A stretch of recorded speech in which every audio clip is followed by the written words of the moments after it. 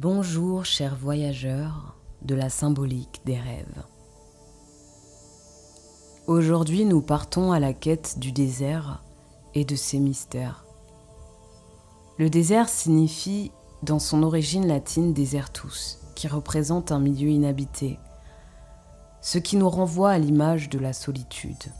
Le lieu du désert nous inviterait alors à la traversée du vacant. Le désert est le lieu du laissé pour compte, du laissé sans trace. Mon ami, si je te dis désert, à quoi penses-tu maintenant? Quand je ferme les yeux à l'instant avec toi, je te parlerai de sa texture, de ses fractures, dans ce sol appauvri par la sécheresse, craquelé, séparé, orange ou blanc,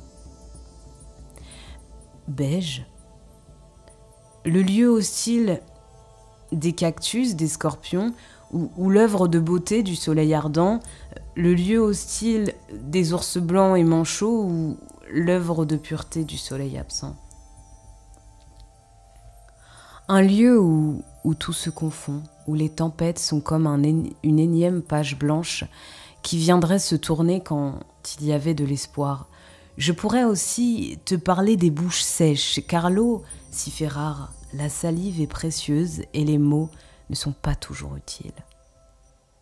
Mais aussi des lèvres gercées et figées par la pesanteur du froid. Le désert m'enseigne que pour y survivre, il faut que je l'expérimente. C'est par l'expérience de ce vide que je trouve l'inspiration et la capacité du supérieur à m'en sortir. Le désert vient alors chercher dans mes réserves, dans ce que j'ignore de moi-même. Le désert a pour rigueur des conditions extrêmes. Je te dirai alors que le désert est de sable, de glace, de silence ou de monde.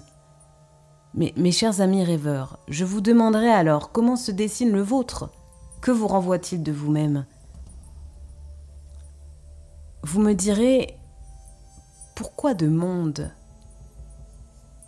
Eh bien, car même au milieu des foules, je pense que nous connaissons tous ce sentiment d'isolement qui peut subvenir si ce monde est vide d'une volonté de lien ou d'une forme d'empathie, les uns avec les autres. Et toi, mon cher ami rêveur, dans quelle case te retrouves-tu? Es-tu celui qui se sent condamné à l'exil du désert? Ou te sens-tu le libre déserteur?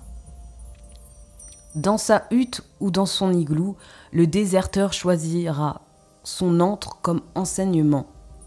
Le désert est son maître, son guide. Il trouvera dans son silence la mélodie qu'il ne pouvait entendre auparavant. Il trouvera parmi les étoiles le bon chemin.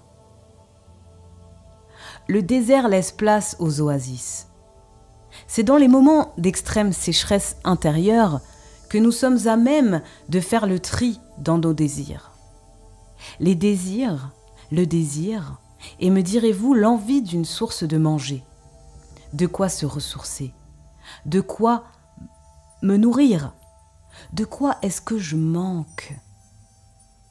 Le manque, le vide, le silence, l'absence.